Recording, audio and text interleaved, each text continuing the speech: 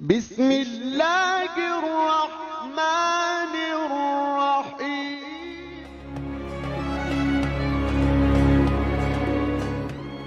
Kita ini dengan air itu kita pakai untuk bersuci, berwudu dan mandi.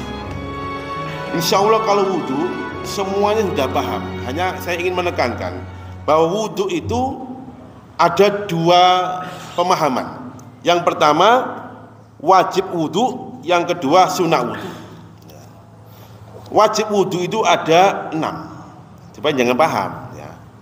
Ojo kaya wong Zaitun itu kayak mondok 7 tahun ditakoni berapa macam wajib wudu, bingung ya. Jadi wajib wudu itu ada 6. Kita buka surat Al-Maidah surat yang ke-5 ayat yang ke-6.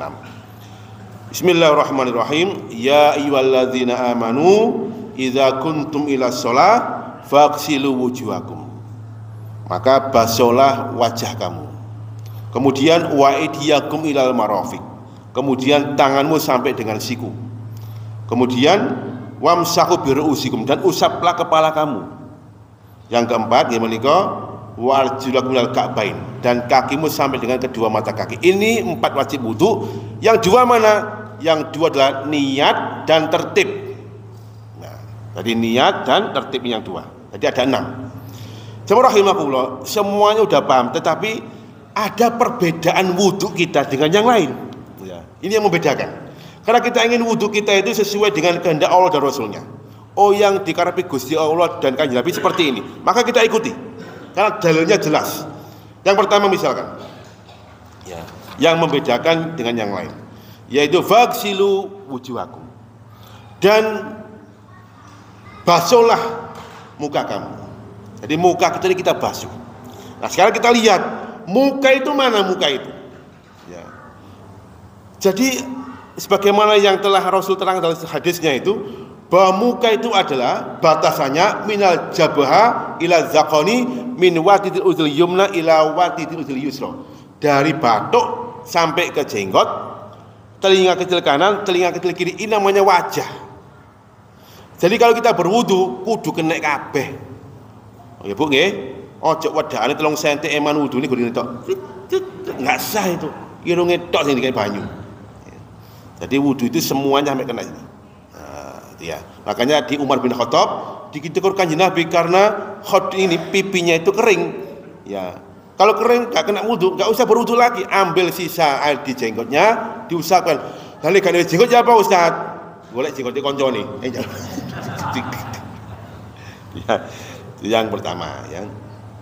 Yang kedua yang membedakan dengan yang lain, yaitu ghusl yadainil mirfaqaini.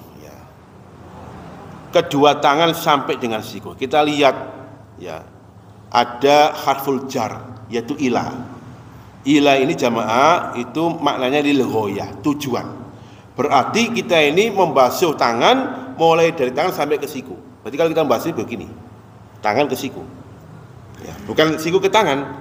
Apakah tidak sah? Tetap sah. Ya, karena batasan minimal adalah siku. Yang gak sah adalah ketika kita membasuh tangan kurang dari siku. Ya. Tetapi kalau kita ingin mengikuti alur Allah dan Rasulnya, bagaimana beliau itu mencontohkan kepada sahabat itu berwudu, ya dari tangan ke siku. Ya. Dan Rasul itu melebihi sampai sa'idun, sampai dengan lengannya. Nah, ya, gak sampai di sikunya. Nah, maka kalau jangan berwudu, ayo kita usahakan ya tangan ke siku. Yang ketiga yang membedakan wudhu kita dengan yang lain, yaitu wamsahu biru'usikum. Ingat ada kalimat wamsahu, dan usaplah. Jadi diusap Bapak Ibu, bukan digerojok. Karena ada orang wudhu digerojok ini. Oh ya Allah, enggak, diusap ya, diusap. Ya. Kita lihat dalilnya wamsahu biru'usikum. Nah, di sini para ulama berbeda pendapat, termasuk juga teman-teman kita dalam memahami dalil. Wamsahu itu mengusap bi kelawan ru'usikum, yaitu kepala kamu. Baknya ini jamaah yang jadi masalah. Imam Asy-Syafi'i atau mazhab Syafi'i yang dipakai oleh orang Indonesia, Asia, Malaysia, ya. Maka kalau berwudu bak li taba'ud, bak sebagian. Maka dikatakan wamsahu biru'usikum, maka usaplah sebagian kepala kamu.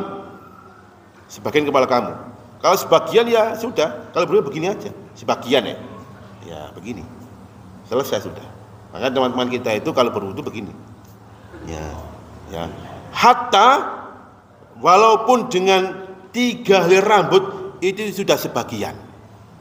Dengan mari pakai lengobris, tanco, weman, kali larang, ya eman, ya jemput telur ya, telur. Ya itu dasar itu ya. Ya kebawajut itu ya. Nah, kalau orang-orang Turki, orang-orang Pakistan, orang-orang India, sebagian orang-orang Mesir yang bermazhab Hanafiyah, ya, kemudian orang Irak, ya, itu baknya li'ilsaq, menempelkan sebagian dari sepertiga kepalanya. Maka mereka kalau berwudu seperti ini. Nah, begini. Maka orang-orang Syiah itu ya azabnya karena mencaci maki para sahabat, akhirnya ngaplokin ndase dhewe. Nah, ngono iku. Ya, itu karena dia diazab oleh Allah Subhanahu wa taala mencaci maki para sahabatnya. Dengan ilsaq. Nah, kalau orang-orang Saudi ya, orang-orang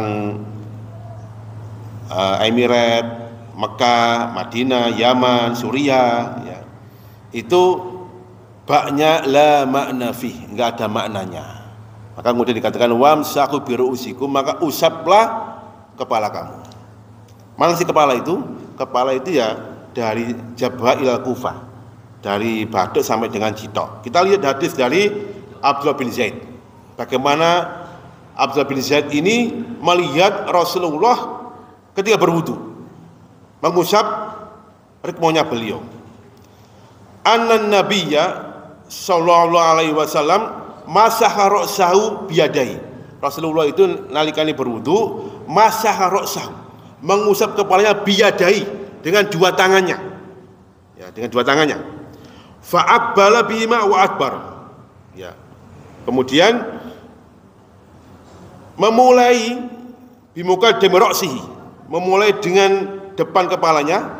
Ini summa zaba biya ilal Kufah, kemudian ditarik ke belakang sampai ke Kufah. Kufah ini jitok belakang ini. Summa radauma ilal makan ladzi bada amil, kemudian dibalik nomaneng ke tempat semula dia memulai. Begini. Nah, ini wudunya Kanjeng Nabi. Kalau kita ingin mengikuti alurnya Rasulullah seperti itu kita berwudu. Nah, kalau kita berwudu seperti itu semuanya kena. Sing separuh ya kena, sing ini tok ya kena. Kena kabeh. Makanya ada kaidah mengatakan ya bahwa menghindari perbedaan pendapat itu diutamakan. Ya sudah, kalau ini semuanya kan nggak berbeda pendapat, sudah semuanya kena semuanya itu kan. Ya, ini wudu kita. Makanya jamaah rahimakumullah, kalau kita wudunya seperti ini itu nanti imbasnya banyak. Kalau kita memakai mazhabnya Imam Malik dan Imam Ahmad bin Hambal, wudunya seperti itu. Di antara mazhab resminya pendapat beliau ketika bicara masalah sebab batalnya wudu, dia akan disebutkan aula mastemunisa.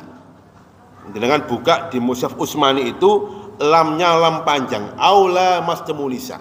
Ini bermakna lil musyarakah, kedua belah pihak saling aktif melakukan sentuhan. Maka orang-orang Arab dulu kalau kedua belah pihak ini saling bersentuhan itu jima namanya. Maka pemahamannya yang membatalkan wudu itu bukan bersentuh tapi berjima. Ya. Makanya kalau kita tawaf memakai mazhabnya Imam Malik dan Imam Hambali enak, gak batal. Apa jempok wong wedok. Wong tawaf kan gak bisa menghindari wong wedok. Ya. Tapi kalau mazhabnya Imam Asy-Syafi'i, la mastemunisa dibaca pendek, la mastemunisa. Loh kok bisa? Memang ada qiraat sab'ah lamnya pendek, la mastemunisa. Kalau lamnya dibaca pendek, maka maknanya masastemunisa, menyentuh wanita. Maka dalam mazhab Syafi'i itu nempok wong wedok itu batal. Ayo, jenengan nek tawaf ya apa? Ana wong wedok mesti ngene. Aduh, ya gak iso tawaf akhirnya jenengan. Makanya kemudian para kiai dan para asatidnya ketika ngarahkan jamaahnya, mereka talfik, merubah perilaku wudhunya dari mazhab Syafi'i mengikuti mazhab Malik. Dengan cara apa? Iki mangtok. Ya, gini aja. Sehingga nanti kalau tawaf gak repot. Nah, lalu jenengan tetap memakai mazhab Syafi'i, ya gak iso tawaf jenengan. Tawaf jenengan. Bolak-balik batal lah. Nampak wong wedok. Oke. Baik. Itu wajib. Sekarang kita